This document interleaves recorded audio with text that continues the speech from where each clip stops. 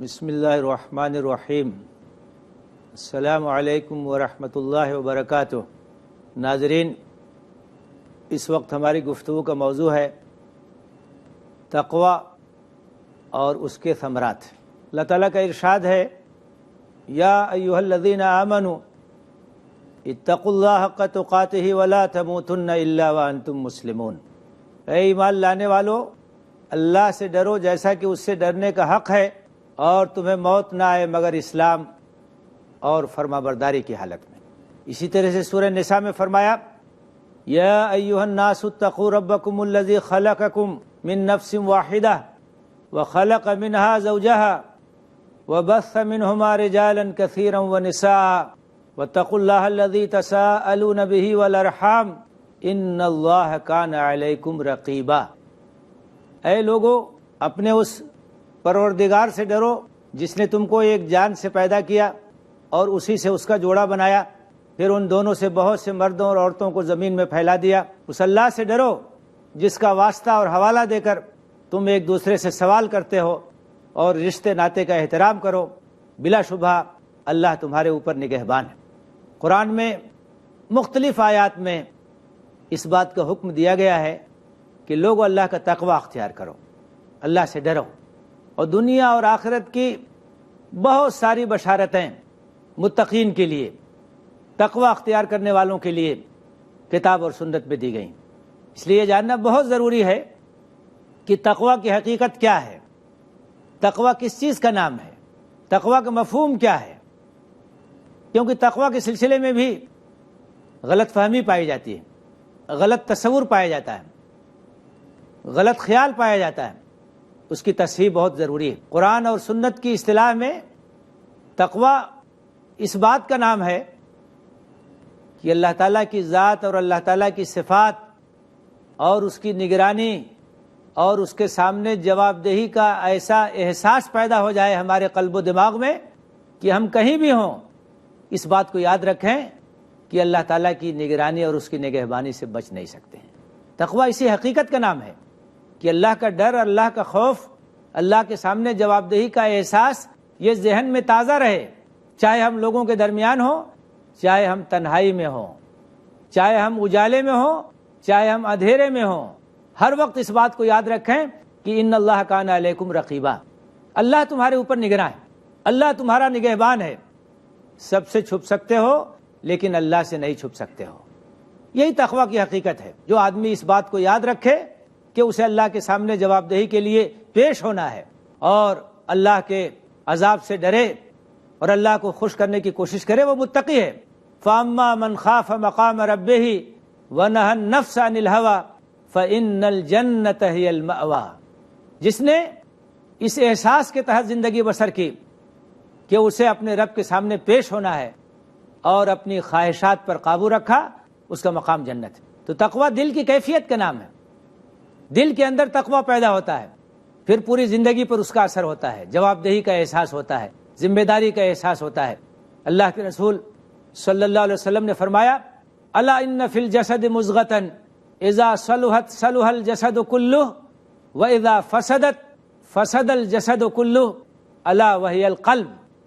آپ نے کہا جسم کے اندر گوشت کا ایک لوتھڑا ہے، گوشت کا ایک ٹکڑا ہے، وہ اگر ٹھیک ہو گیا تو پورا انسان ٹھیک ہو جائے گا، اور وہ اگر خراب ہو گیا تو انسان کا پورا وجود خراب ہو جائے گا۔ آپ نے کہا کہ وہ دل ہے۔ آپ نے اشارہ کرتے ہوئے کہا تقوی ہا ہونا، التقوی ہا ہونا، التقوی ہا ہونا، کہ تقوی کا محل جو ہے قلب ہے۔ دل کے اندر جب اللہ کا ڈر ہوتا ہے، اللہ کا خوف ہوتا ہے، اللہ کے سامنے جواب دہی کا احساس ہوتا ہے، تو وہ آدمی متقی ہوتا ہے۔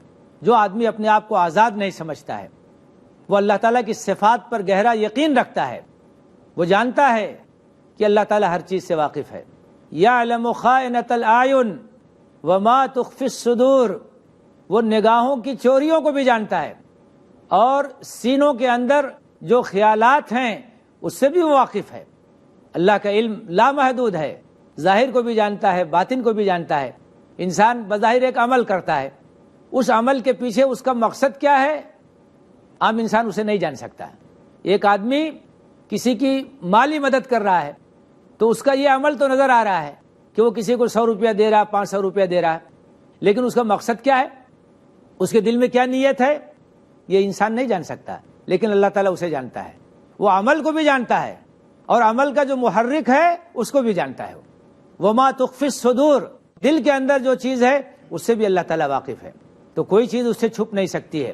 یہ یقین جتنا گہرا ہوتا ہے اور یہ کیفیت جتنی تازہ ہوتی ہے تو اتنی ہی تقویٰ کی کیفیت ہوتی ہے۔ تقویٰ اسی بات کا نام ہے کہ آدمی اس احساس کے ساتھ زندگی بسر کرے کہ اسے اللہ کے سامنے جواب دہی کرنی ہے۔ حضرت عمر بن خطاب نے ایک بار ابی بن کعب سے کہا کہ تقویٰ کیا ہے، تو حضرت ابی نے کہا کہ امیر المومنین، کبھی ایسا ہوا ہے کہ کسی ایسے راستے سے آپ کا گزر ہوا ہو جہاں دونوں طرف جھاڑیاں ہوں، خاردار جھاڑیاں جس میں کانٹے ہوں؟ تو انہوں نے کہا کہ ہاں۔ تو کہا کہ ایسے موقع پر آپ کیا کرتے ہیں؟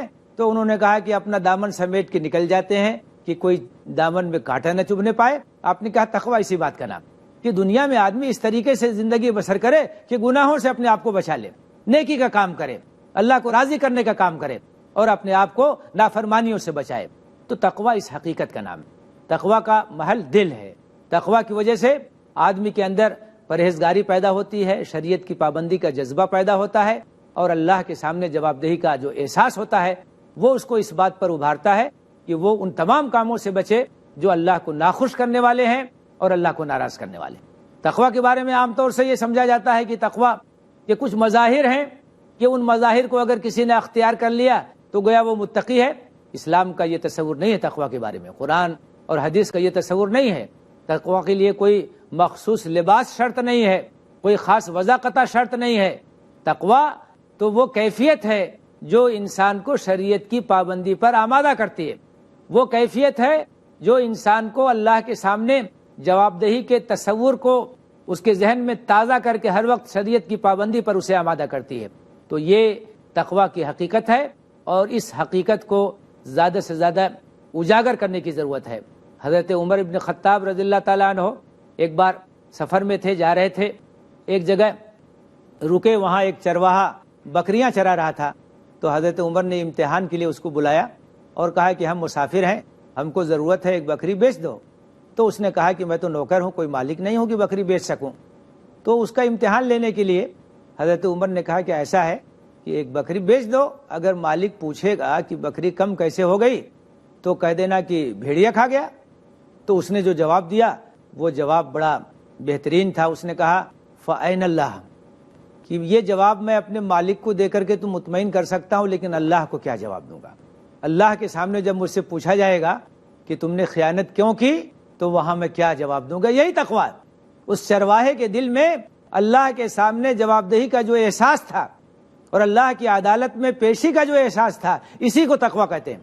اور حضرت عمر اس کے اس جواب سے بہت خوش ہوئے، یہ ایمان کی علامت ہے، تقویٰ کی علامت، اور اس کے ساتھ گئے، اس کے مالک سے اس کو خرید لیا، اس کو آزاد کر دیا اور کہا کہ یہ جواب ایسا جواب تھا جس نے تم کو دنیا میں آزادی دی ہے اور آخرت میں بھی تمہاری کامیابی کا ذریعہ بنے گا۔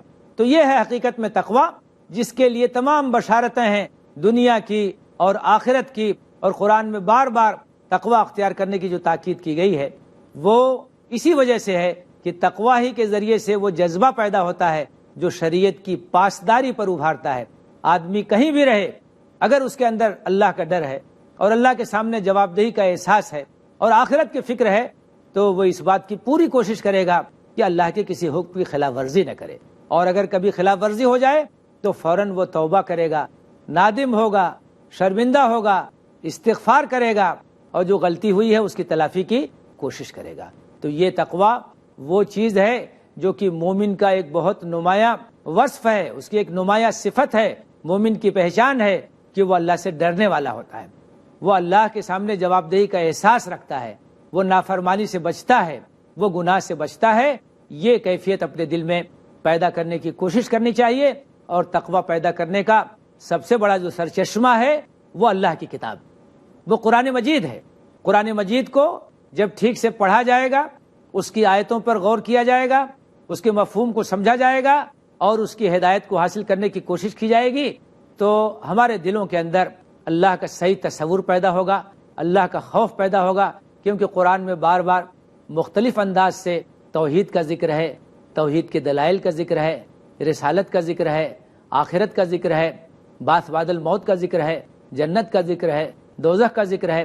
یہ تمام چیزیں قرآن مجید میں بہت مؤثر انداز سے بیان کی گئی ہیں. تو تقویٰ کا سرچشمہ اللہ کی کتاب، اللہ کی کتاب کے اندر جو طاقت ہے اور اللہ کی کتاب کے اندر جو قوت ہے وہ کسی چیز کے اندر نہیں ہے.